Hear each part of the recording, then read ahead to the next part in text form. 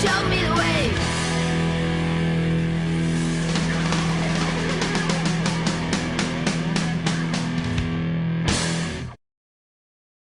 Joaco Vizuete es uno de los dibujantes de cómics alicantinos con mayor proyección.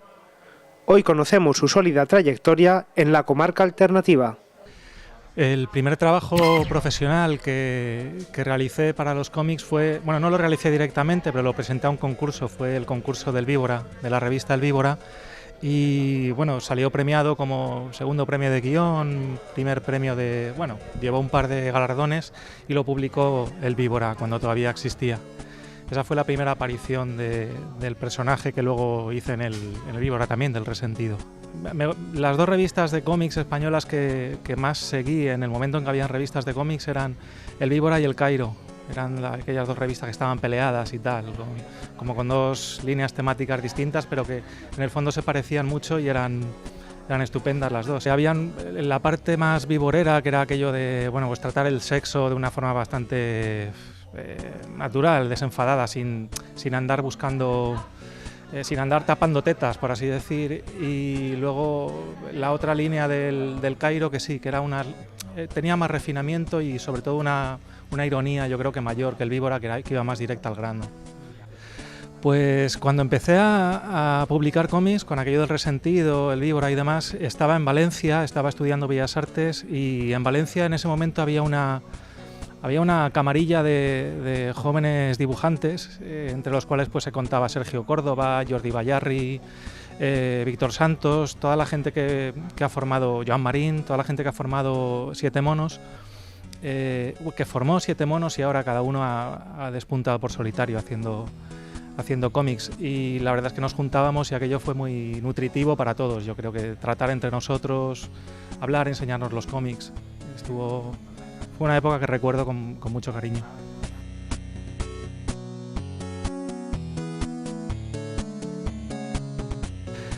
El siguiente cómic al Resentido no es propiamente un cómic, sino que fueron varias historias cortas. Algunas salieron en publicaciones de los Siete Monos. Luego trabajé mucho ilustración, trabajé en Rock Deluxe, en Mundo Sonoro, haciendo ilustraciones pues, sobre el mundo del rock y tal. Hubo un momento en España en que iban relacionadas ambas cosas, la música independiente y la aparición de muchos grupos de música independiente y la aparición de dibujantes y autores de cómic llamados independientes también. Y en ese momento pues parecía que casaban muy bien ambos temas. De hecho, Subterfuge, la discográfica de Madrid, también tenía un sello dedicado a los cómics en el que publicaba precisamente Sergio Córdoba, cómics de tipo independiente, en el que aparecían muchas menciones a música, a canciones. Así que parecía lógico y parecía natural que ambos mundillos se desarrollaran en paralelo. Era como una especie de escudería de grupos, pues aquello que estaban los planetas, que estaba, bueno, todos estos grupos, Dover, tal, ¿no? Pues nada, pues el mundo del cómic también se intentaba promocionar en ese sentido, yo creo que con buena idea. Y de hecho pegaba, porque claro, éramos todos gente del mismo estrato de edad, gente que nos dedicábamos a una parcela del mundillo pop, ¿no? del friquismo, y bueno, pues funcionaba así, estaba bien. En este orden de cosas viene Hernán Migoya, que yo conocí a Hernán en la cúpula, estaba como editor del Víbora, y bueno, Hernán también le interesaba mucho el mundo de la música y tal, y viendo que estaba esta conexión por ahí establecida, pues pensó, vamos a coger y a sacar un cómic directamente basado en un ídolo del mundo de la música pop. Entonces, claro, yo le dije que sí, me lo propuso, me dije que sí, y de repente pues me envió un guión que estaba basado en la vida de Julio Iglesias. Entonces, claro, esto chocaba un poco con la idea de la música independiente, del rollo que mola, joder, Joy Division, ¿no? Pero bueno, el hecho es que Julio Iglesias es una música capital de la música pop popular, y fue muy divertido hacer el cómic con Hernán. Se podría extrapolar todo lo que se cuenta en ese cómic al mundo de la música independiente incluso y no pasaría nada. El tipo de dibujo de Julito es el de la escuela Bruguera. Yo, vamos, lo estuve imitando continuamente durante toda la factura del TVO y me parece que tenía que ser así, porque estamos hablando de un cantante español que tiene sobre el cual todo el mundo tenemos una idea como de que es un cantante carpetobetónico, antiguo, que es un cantante de TVO antiguo, ¿no? Entonces, pues ese estilo de dibujo, el del TVO, el del DDT, Vázquez, todo eso funcionaba perfectamente en la estética del cómic y lo explotamos por ahí. Además queríamos que las historias fueran actuales, pero estuvieran dibujadas con un estilo retro, para dar una idea de España, en definitiva, ¿no?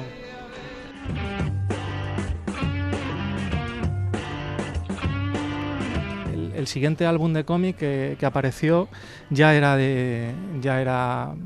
lo dibujé yo, lo dibujé y lo escribí, pertenece totalmente más a mi mundo, que en el otro pues estaba mezclado con las ideas de Hernán y tal.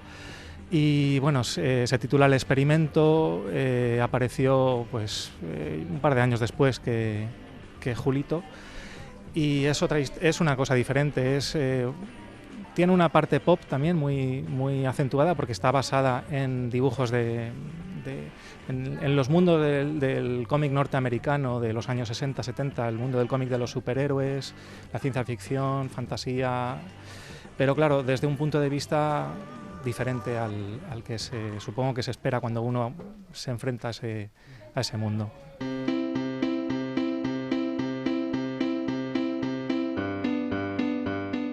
Para no variar, pues pretendo cambiar de estilo para el siguiente cómic que estoy realizando. Estoy intentando terminarlo últimamente y ya está basado en otro estilo de dibujo diferente. Es un cómic, está pensado desde una óptica infantil, lo que pasa es que no es una historia infantil, en tanto que es una historia sobre niños, pero claro, no está vista desde el punto de vista exclusivamente de los niños, sino que hay mucho más mundo alrededor. Y bueno, pues el tipo de dibujo en el que me he estado fijando es el de Schultz, el de Bud Blake, dibujantes norteamericanos de humor, dibujantes españoles incluso, Cesc. El dibujo y el guión son míos, está hecho en solitario el próximo cómic. En realidad es mucho más cómodo trabajar con guiones de otra persona, porque te evita una cantidad de trabajo comprensible, ¿no? Pero luego es muy satisfactorio sacar un guión adelante, sobre todo para mí. Yo no me considero un guionista demasiado profesional, trabajo muchísimo los guiones y me cuesta muchísimo esfuerzo sacarlos adelante, y precisamente por eso me gusta mucho más cuando saco el guión adelante y lo dibujo. Pero también me gusta muchísimo colaborar con gente, porque desde luego no te salen cosas como te saldrían a ti solo, y colaborar en un trabajo que es tan pesado como hacer cómics, pues es muy... Te alegra mucho la faena, te puedes bromear, puedes pasártelo mucho mejor que tú solo. La idea del fanzine pues salió durante ese tiempo que estábamos trabajando en la animación, salió entre Sergio Córdoba y yo, compartíamos piso, o sea, dibujábamos cómics, trabajábamos juntos en la misma empresa y luego además compartíamos piso, entonces aquello era pues una sinergia constante, ¿no?, de ideas, y resulta que un año no teníamos pensado nada que llevara al Salón del Cómic, no habíamos editado ningún TVO, estábamos muy ocupados con la animación, y en cuestión de 10 días pues se nos ocurrió hacer un fanzine fotocopiado para repartir entre los colegas allí en el Salón del Cómic, que trataba sobre el mundillo del cómic, y todo eran, pues la mayoría, chascarrillos que nos habían contado y bromas que nos gastábamos entre nosotros sobre dibujantes, los editores, las tiendas de cómic y bueno, todo lo que rodea al friquismo, ¿no?, del cómic. Bueno, las hazañas bélicas, para el lector más joven, es una serie pues que le suena a producto de los años 50, y de hecho así es un cómic que empezó a publicarse en España en los años 50 y un cómic interesantísimo. Va sobre hazañas de soldados en la Segunda Guerra Mundial, sobre todo, y bueno, estaba fabulosamente dibujado por un señor que se llama Boixcar y bueno, esta idea quedó, yo creo que en los años 70 ya dejó de publicarse, tuvo mucho éxito y la idea fue recuperada por Hernán Migoya en Editores de TVOs y decidió hacer una nueva versión de las hazañas bélicas, pero esta vez en vez de ser historias de la Segunda Guerra Mundial iban a ser historias de la Guerra Civil Española. La novedad de esto es que el tratamiento que quería darle Hernán y entre Hernán y los dibujantes pues se pretendía que fuese un tratamiento lo más plural posible y sobre todo lo más antimítico posible, es decir, no mitificar, no hacer romanticismo de la Guerra Civil Española, sino primero meterse con la gente, meterse con los de un bando, con los del otro y bueno, y incluso dejar ver todas las atrocidades que se cometieron en general. Yo creo que en ese sentido pues Hernán tuvo mucha idea cogiéndonos a dibujantes para tratar muchos tonos diferentes y bueno, a mí me tocó dibujar un episodio en el que trata sobre las matanzas de Paracuellos y bueno, aparecían por allí Pedro Muñoz Seca, que murió en aquello, y luego aparecía pues Carrillo y Pedro Muñoz Seca venía como el fantasma vengador, ¿no?, a pedirle cuentas a Carrillo por aquello que había ocurrido y tal. Bueno, el guión yo creo que era ingenioso y divertido, y no solo eso, en el resto de episodios de las nuevas hazañas bélicas hay de todo, o sea, bueno, sale Franco de villano, que es una que es una cosa, pero además de villano de película, de opereta, como en algún momento seguro que debió ser. Y bueno, y así, pero así todos los personajes.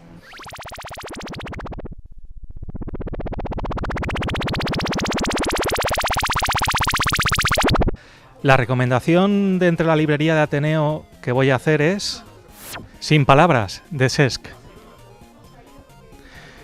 El motivo por el que he elegido este cómic es que, bueno, no es precisamente un cómic. Cesc es un dibujante ya fallecido que trabajó sobre todo en los años 60-70 en España. Es un dibujante satírico, humorístico. Y trabajaba muy bien en prácticamente todos los formatos, incluso ilustraba libros como uno que tenía yo en casa sobre bricolaje, del cual lo que más me interesaba precisamente eran los dibujos de Cesc. Yo creo que lo bonito de recuperar a este autor y recuperar este libro en este libro es darse cuenta de cómo se es capaz de hacer humor incluso político desde un punto de vista general, sin tener que ir a señalar con el dedo como tanto se hace actualmente, yo creo que con una idea un poco equivocada. En Cesc, sin embargo, los chistes son universales, los pueden entender gente de todas las nacionalidades y tiene un grafismo y una manera de trabajar en principio en apariencia infantiles, pero muy bonito.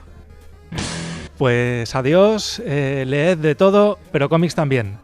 Un saludo de Joaco Bizuete para la Comarca Alternativa.